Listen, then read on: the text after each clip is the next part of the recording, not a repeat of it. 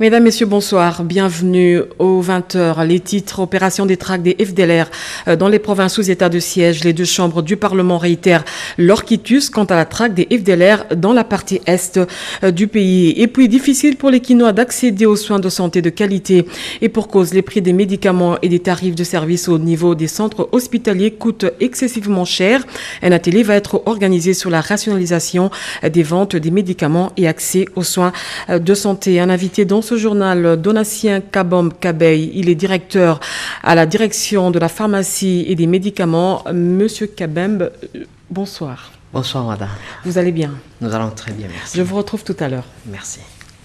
Je l'ai dit, à la Chambre basse du Parlement, les députés nationaux ont évalué l'état de siège dans les provinces de l'Ituri et du Nord Kivu. Les élus du peuple réitèrent leur quitus pour les opérations conjointes FARDC avec les unités spéciales des forces de défense du peuple ougandais dans la traque des forces négatives qui sèment désolation à Bénir. Regardez.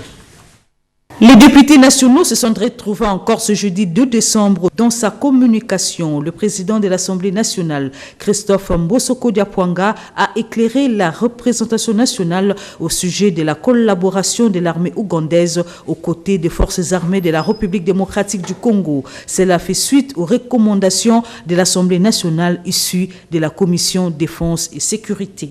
Notre pays fait face à un groupe terroriste dont la traque en appelle à une coalition internationale.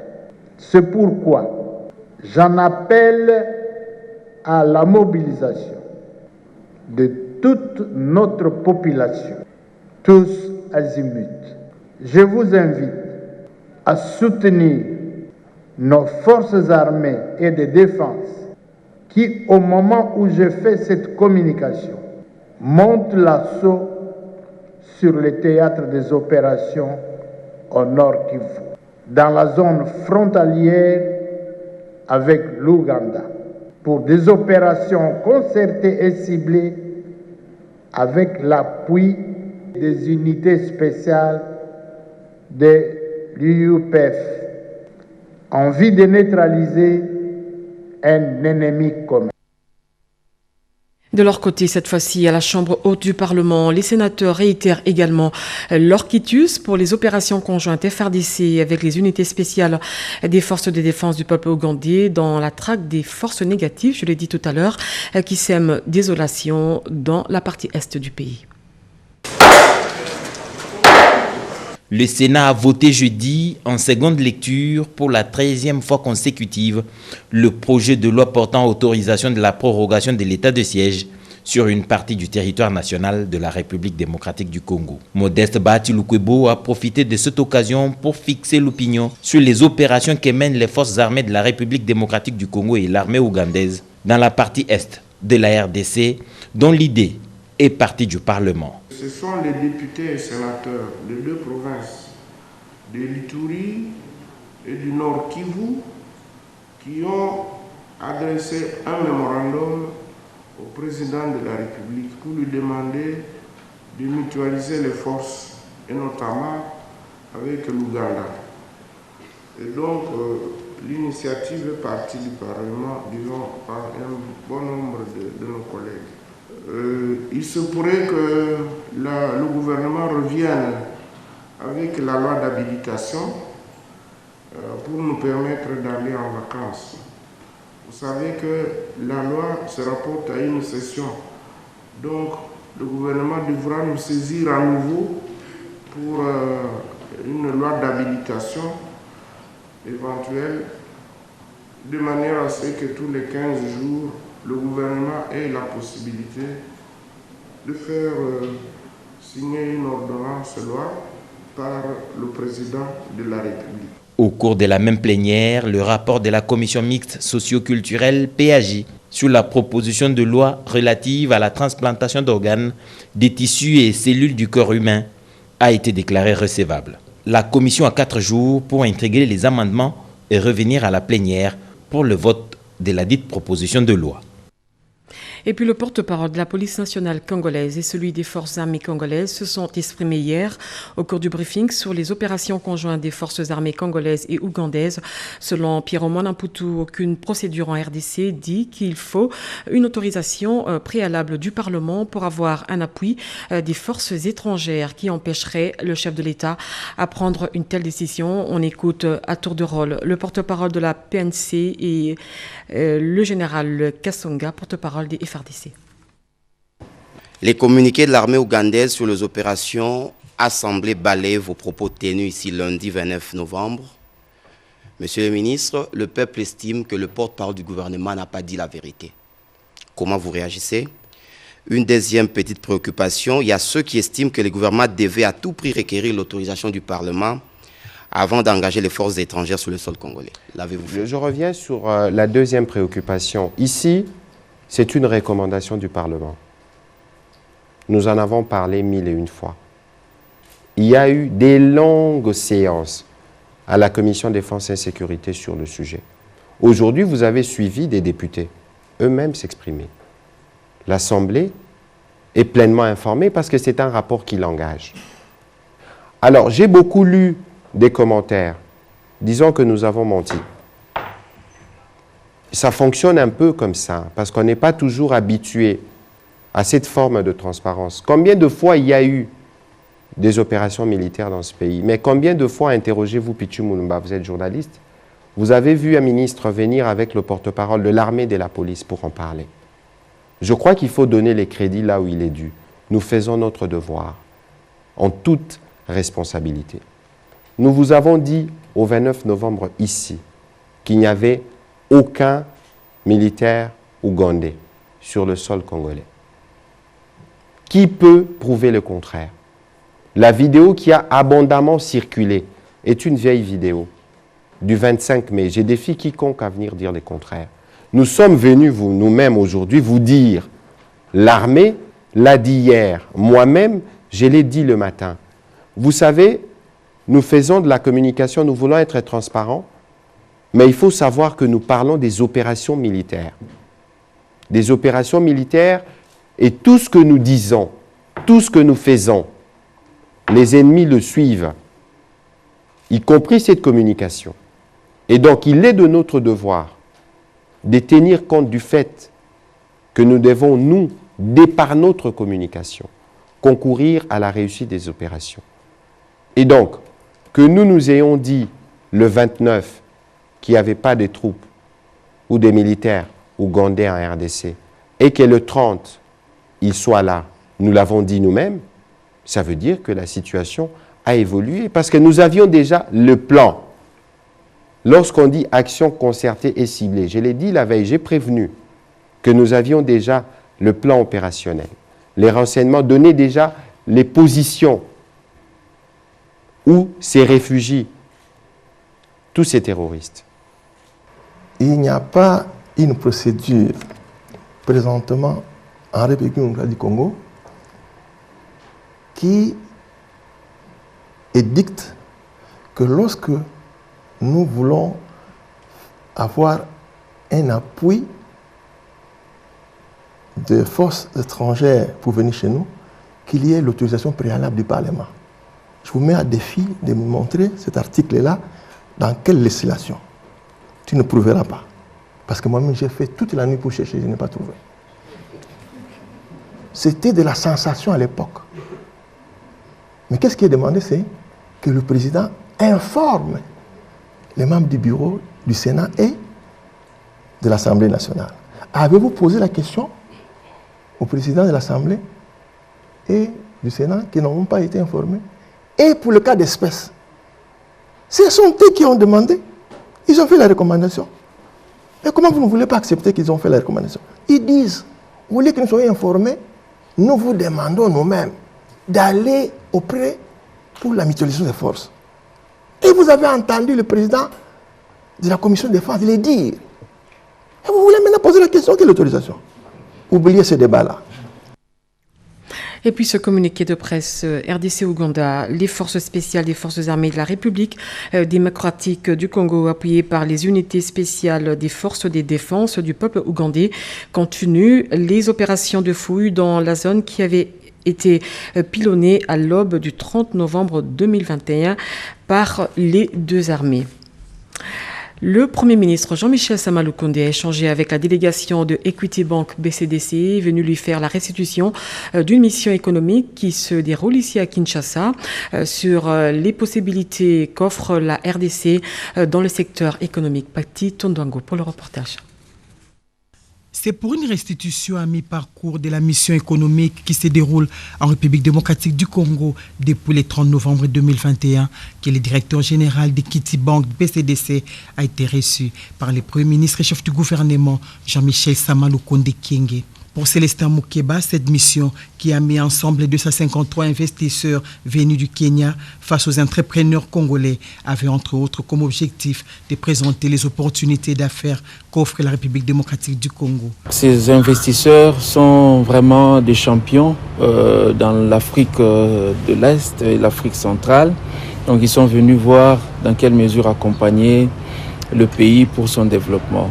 Donc c'est une très très bonne opportunité. Il y a les partenariats qui sont noués avec les institutions de développement. Il y a des fonds de garantie qui sont mobilisés par exemple avec les institutions de développement comme la Banque mondiale, comme AFC et les autres partenaires pour accompagner les petites et moyennes entreprises à se développer. Donc il y a un engagement fort qui s'inscrit dans la vision de la Banque.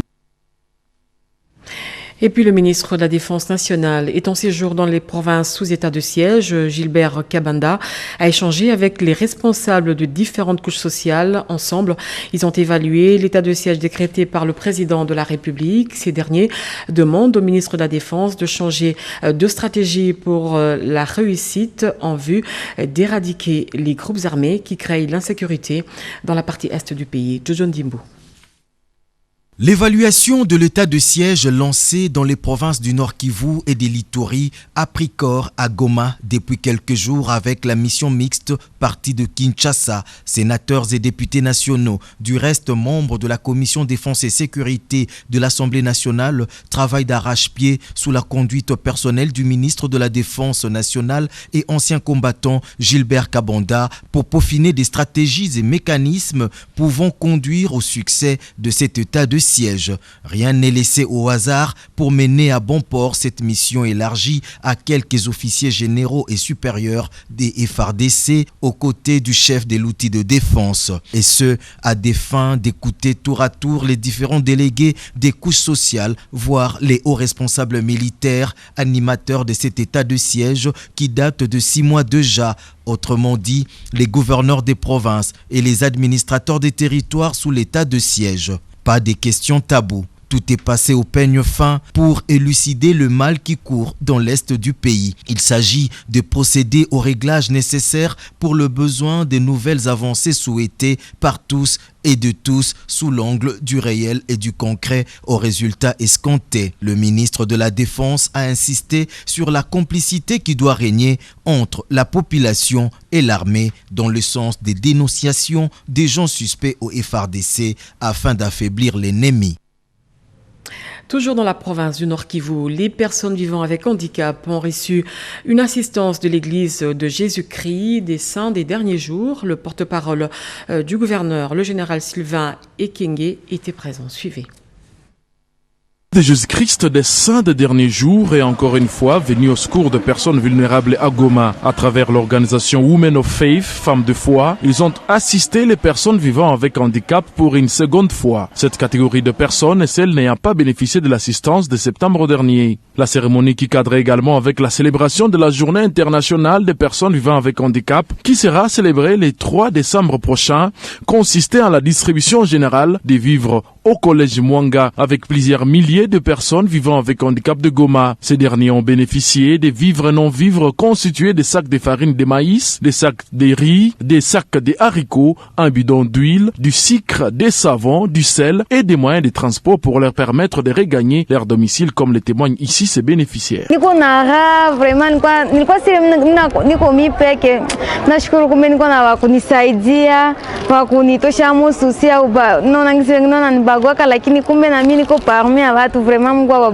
Présent cette activité de distribution des vivres et non-vivres, le conseiller spécial du gouverneur militaire du Nord Kivu en charge des affaires sociales, le général Sylvain Kenge, s'est dit satisfait que les ONG partenaires du gouvernement aient pensé à cette catégorie de personnes vulnérables. Les personnes vivant avec handicap ne peuvent pas être marginalisées dans notre pays. Ce sont des personnes utiles pour la République et pour la nation comme nous tous. Les représentants de l'Église de Jésus-Christ des Saints des derniers jours, ces genres d'assistance se poursuivront. L'Église de Jésus-Christ continue à assister les vulnérables parce que nous voulons suivre l'exemple du Christ. Pour la coordonnatrice nationale de Women of Faith, il est important de continuer à poser des actions de bonne foi aux personnes vulnérables dans la nécessité, car les besoins en assistance sont énormes. Nous sommes restés avec une liste énorme de non servis. Donc, ils nous ont encore demandé et nous sommes partis vers notre bailleur de fonds qui est l'Église de Jésus-Christ des Saints des derniers jours pour avoir nous financer et ça a été positif. C'est la raison pour laquelle nous sommes là aujourd'hui. Cette distribution générale était précédée des activités de descente sur terrain dans tous les 18 quartiers de la ville de Goma pour l'actualisation des listes des bénéficiaires. La République démocratique du Congo et la Serbie pourront, dans les jours à venir, signer un partenariat de coopération dans le domaine sécuritaire. En séjour à Belgrade, le vice-premier ministre, ministre de l'Intérieur, s'est entretenu avec son collègue sur la faisabilité de cet accord. Déjà, la police nationale congolaise et la direction générale des migrations vont bénéficier des équipements de travail et d'une formation technique au modèle serbe. José Baïtouambo.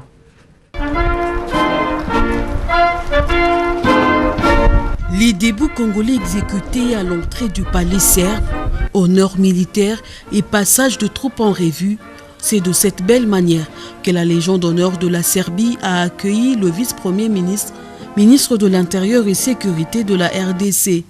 Après l'étape protocolaire, les patrons de la territoriale congolaise et son semblable serbe ont eu quelques heures de discussion pour réfléchir à la manière de renforcer la coopération dans les domaines qui relèvent de leur ministère. Il s'agit notamment d'une coopération entre les deux polices et une collaboration en matière d'immigration et bien d'autres domaines, ont annoncé Daniel Asselokito-Wakoy et Alexander Vulen. La possibilité d'intensifier la coopération entre nos deux pays, sinon évaluer et renforcer les accords qui existent entre les deux pays dans ces domaines. Nous avons parlé des sujets allant vers l'augmentation de la sécurité des citoyens de l'un pays et de l'autre et qui rendra nos membres plus éduqués, plus formés et plus équipés. Pour marquer d'un cachet spécial cette coopération bilatérale, les deux parties ont échangé de cadeaux, symbole d'un partenariat qui se veut solide. Les tons d'un réchauffement de relations donné il y a quelques mois par le chef d'État de la Serbie et de la République démocratique du Congo a ouvert un champ d'action pour un partenariat dans plusieurs domaines, notamment celui de la sécurité entre les deux pays. Le président de la République, Félix-Antoine Tshisekedi, s'est entretenu avec le gouverneur intérimaire de la province du Lualaba. La situation sécuritaire, économique et fraude minière sont les points débattus au cours de cette rencontre. Pierre Kibambesome pour le reportage. La fraude minière dans les Lualaba doit être enrayée en vue de permettre à cette province d'accroître les recettes de l'État et assurer son développement. Ce sont notamment les directives du président de la République, Félix-Antoine Tshisekedi Tshilombo, à Madame le gouverneur intérimaire du Lualaba, Fifi Masuka. Elle dit avoir présenté au chef de l'État la situation générale de la province sur le plan sécuritaire, économique et minier. Sur le plan sécuritaire, la province du Lualaba, comme vous le suivez vous-même, elle est relativement calme, mais notre bataille, ce sont les fraudes minières. Parce que nous savons tous qu'aujourd'hui, le budget est en hausse et que pour les garder en hausse, nous devons travailler sur la fraude minière afin que nous puissions avoir aussi les recettes pour garder ce budget, pourquoi pas pour le mettre au-dessus de ce que nous avons déjà fait. Donc, par rapport à la fraude minière, le président voulait s'enquérir de la situation des 17 camions qui avaient été arrêtés par la province de Lualaba. Et c'est pour ces 17 camions, le procès sont en train de passer. D'ailleurs, aujourd'hui, ils étaient en train de passer parce que le chef veut qu'on puisse arriver au bout afin de décourager ceux qui sont en train de faire partir le produit sans passer par la douane, sans passer par les services. Donc, nous lui avons rassuré que les services, que la justice était en train de travailler là-dessus. En ce qui concerne les infrastructures, il nous a donné les mots d'ordre à ce que les territoires doivent commencer à briller, ainsi que les routes qui relient nos territoires. Nous lui avons rassuré parce qu'au Lualaba aujourd'hui, la fameuse route de Dilolo, nous sommes en train de la travailler. Nous sommes presque au niveau de Dilolo aujourd'hui, mais nous avons aussi pris la nationale numéro 1 qui désenclave le territoire de Olomami et qui va relier aussi à l'espace Kassai. Donc du côté des infrastructures, tout va très bien. Nous sommes en train d'aller vers ce qu'il veut et nous pensons que les puits, les forages ainsi que les autres infrastructures dans les territoires sont en train de suivre selon les instructions. Autre chantier prioritaire, ce sont les travaux de l'aéroport d'Ekoloésie qui se poursuivent sans désemparer, conformément aux orientations du chef de l'État, a rassuré l'autorité provinciale du Lualaba. Et puis le forum sur la coopération sino-africaine s'est clôturé à Dakar au Sénégal, au cours duquel le vice-premier ministre, ministre des Affaires étrangères, a représenté la République démocratique du Congo. La Chine, l'Afrique se fixent des nouvelles ambitions. L'Empire du Milieu promet une aide aux pays africains de faire face aux conséquences de la pandémie du Covid-19. Doris Mozo et Henri Amaury. Du 29 au 30 novembre, le chef de délégation de la Chine, 53 pays africains et de la Commission de l'Union africaine ont pendant 2 jours apprécié le développement de relations sino-africaines. Depuis 21 ans, le Forum sur la coopération sino-africaine a fortement contribué au développement de relations Chine-Afrique. Les 2 parties se sont engagées à œuvrer pour une coopération de qualité et joindre les efforts pour vaincre la Covid-19 et favoriser la reprise économique et le développement post-Covid-19. Plusieurs voix se sont succédées pour faire des propositions afin d'améliorer ce partenariat gagnant-gagnant. À la tête de la délégation de la RDC, Christophe Lutundula, ministre des Affaires étrangères et de la coopération internationale, a donné la position de la République démocratique du Congo. La RDC, en bas voix, sur l'instruction du président de la République, soutient et approuve les 4 documents qui ont été préparés, en particulier la vision partagée de la coopération et le plan d'action de Dakar. Je vous dis d'ores et déjà que la RDC prend l'engagement solennel de s'impliquer activement dans la mise en œuvre de ce document au bénéfice de nos peuples. Autre engagement à retenir de ces assises de Dakar, c'est la création d'une synergie entre la vision pour la coopération sino-africaine à l'horizon 2035. Pour ce faire, les 2 parties mettront en œuvre 9 programmes pour la santé, la réduction de la pauvreté et l'agriculture, la promotion du commerce, l'investissement, l'innovation numérique ainsi que la paix et la sécurité. Julien Paluku, ministre de l'Industrie, a participé pendant 2 jours de travaux aux côtés de Christophe Lutundula. Le rendez-vous est pris pour la 9e conférence ministérielle Chine-Afrique dans 2 ans à Pékin. Le ministre de l'Urbanisme et Habitat a organisé un atelier sur l'évaluation du projet Kin et Lenda. Plusieurs participants ont pris part, parmi lesquels les partenaires impliqués dans ce secteur. Suivez. La réalisation des travaux du projet Kin et Lenda devra prendre fin le 31 juillet 2026. Confirmation du coordonnateur de la cellule infrastructure, Théophile Tela Lungumba, au cours de l'atelier d'immersion de ces projets Kin et Lenda avec les partenaires. Ces projets financés par la Banque mondiale, a-t-il précisé, est estimé à 500 millions de dollars américains et concerne tout d'abord 4 communes avant de s'étendre ailleurs. Le projet comprend 4 composantes dont les principales sont les suivantes.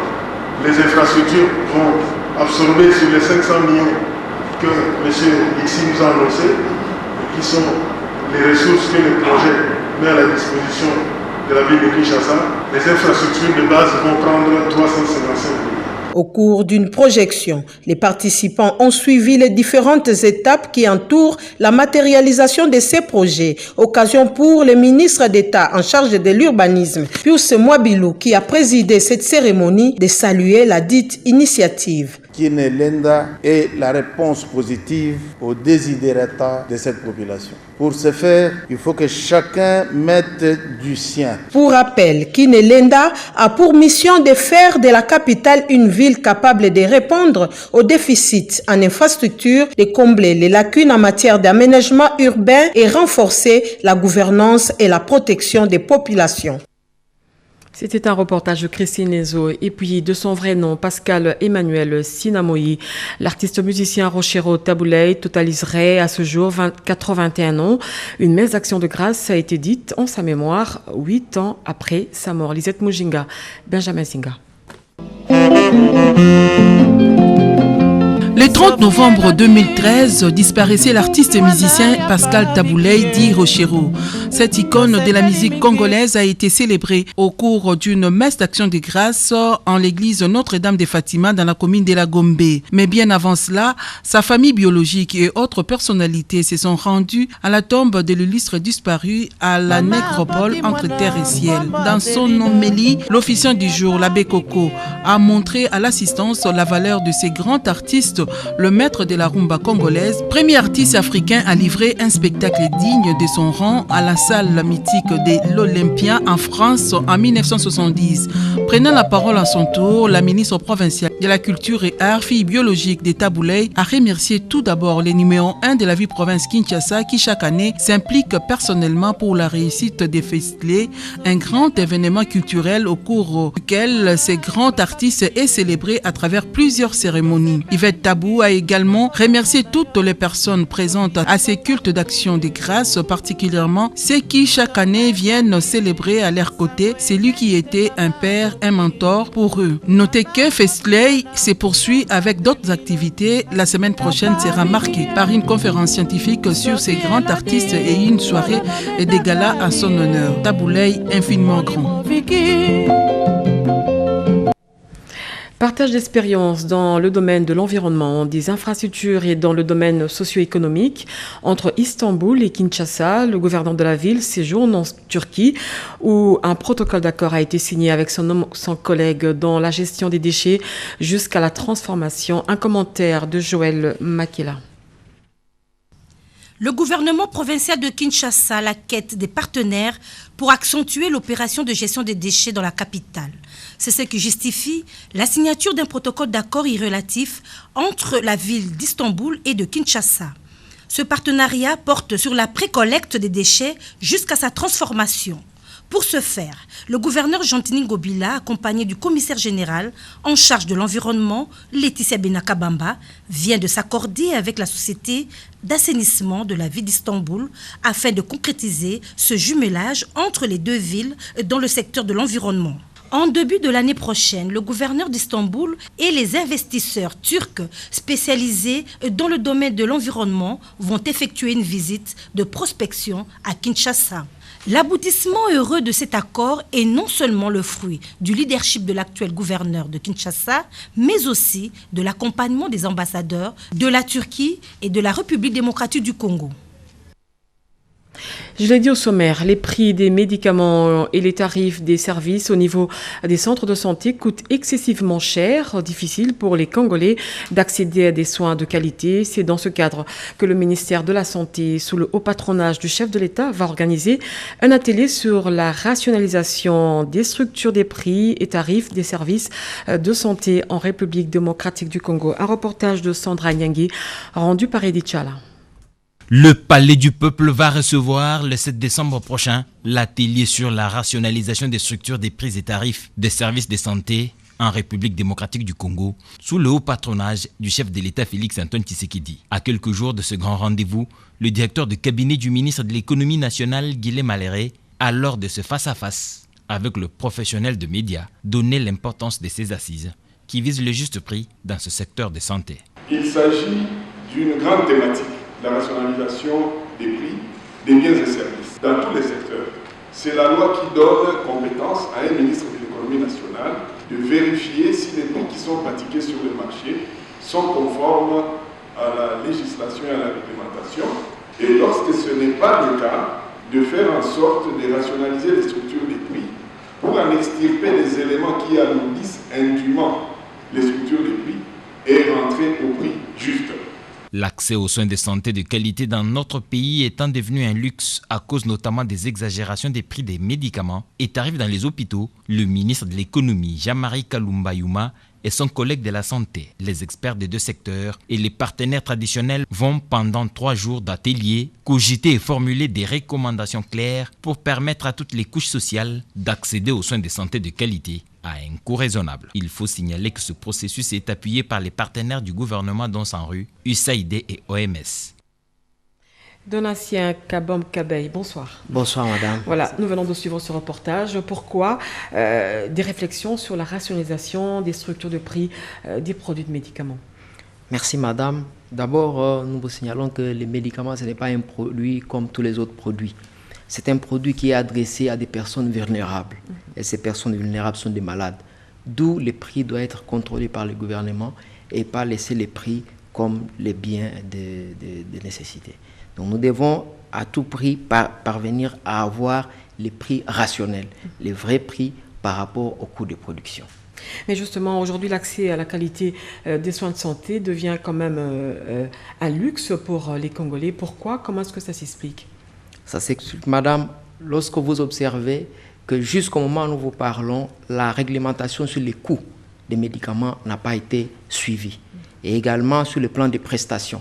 Ce qui fait que, par exemple, lorsque vous êtes dans une commune de la ville de Kinshasa, ne fût-ce qu'ici, vous pouvez entrer dans un hôpital, vous trouvez d'autres coûts.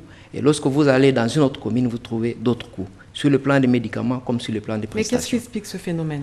Le phénomène, justement, c'était par le fait que les deux ministères ne s'étaient jamais mis ensemble pour réfléchir de manière à contrôler les prix et à réglementer. Et c'est la raison d'ailleurs pour laquelle nous devons nous mettre ensemble et amener cette synergie. D'accord, une petite question. L'économie et la santé, c'est quand même deux secteurs différents. Comment expliquer l'implication du ministère de l'économie dans les choses de santé? Justement, madame. En fait, il s'agit d'un domaine de synergie. Ici, la problématique se pose au niveau du ministère de la Santé, mais il est vrai que l'autorité de réglementation des prix, c'est le ministère de l'économie. Et nous avons travaillé pendant longtemps sans avoir justement des résultats, puisqu'il n'y avait pas cette synergie. Aujourd'hui, nous avons un nouveau leadership qui a permis que les deux ministres puissent se mettre d'accord. Le 7 décembre, vous allez organiser un atelier sur la rationalisation des structures des prix des produits pharmaceutiques, je pense. Pensez-vous que cet atelier pourra donner des solutions, des réponses plutôt...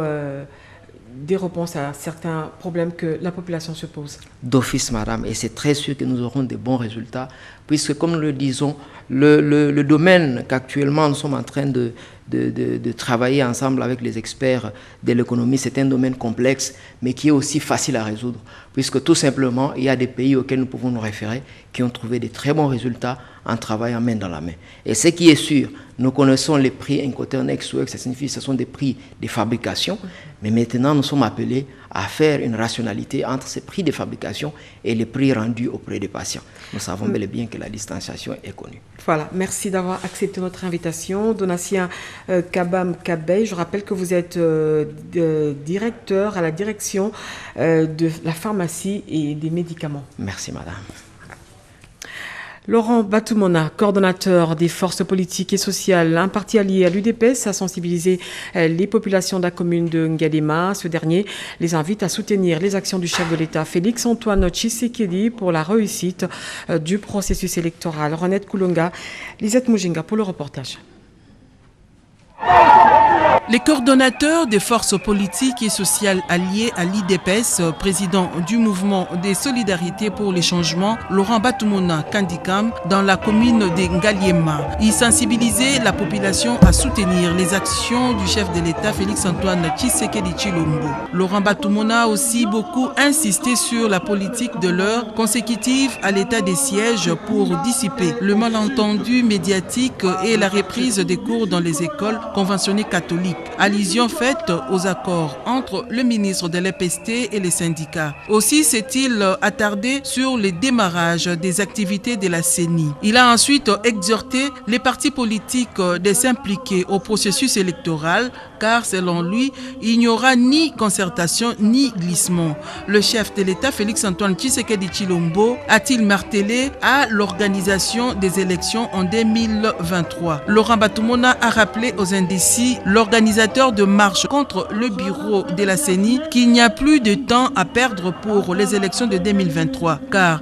le bien-être de l'ensemble du peuple congolais en dépend. Aux revendications des habitants des quartiers d'Elvo et Lubudi relatives aux érosions, au manque d'eau et d'électricité, il a promis d'en informer les autorités compétentes pour une solution concrète. Jean-Michel Samalou Kondé a échangé avec une délégation du Comité international des Jeux de la francophonie sur l'évaluation des préparatifs de ces 9e Jeux. Cette délégation plutôt a été conduite par la directrice Zaina Mina. Un reportage de Pati Tondwango. Accompagnée des experts, la directrice du Comité international des Jeux de la francophonie en mission d'expertise il y a 3 semaines en République démocratique du Congo a rencontré le Premier ministre Jean-Michel Sama Lukonde Kyenge. Zaina Mina a fait une mise au point au chef du gouvernement de la situation actuelle des 9e Jeux de la francophonie qui se tiendra en août 2022.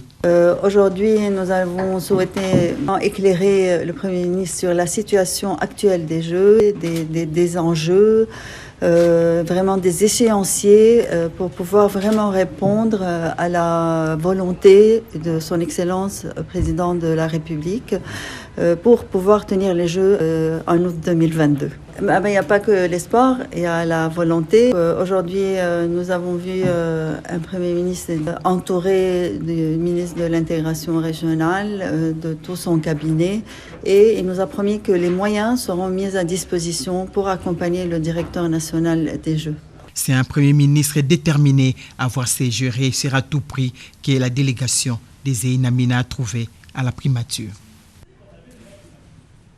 Bouclons ce journal avec ce communiqué. La Régie des eaux SA, direction provinciale de Kinshasa, informe ses abonnés des parties centre, sud et est de la ville de suite aux travaux de réparation des 2 fuites sur la DN 1200 eau brute et DN 700 eau traitée à l'entrée du quartier Salongo des Bonhommes. Son usine de traitement d'eau de Njili sera en arrêt ce samedi 4 décembre 2021 à partir de 8h jusqu'à la fin des travaux.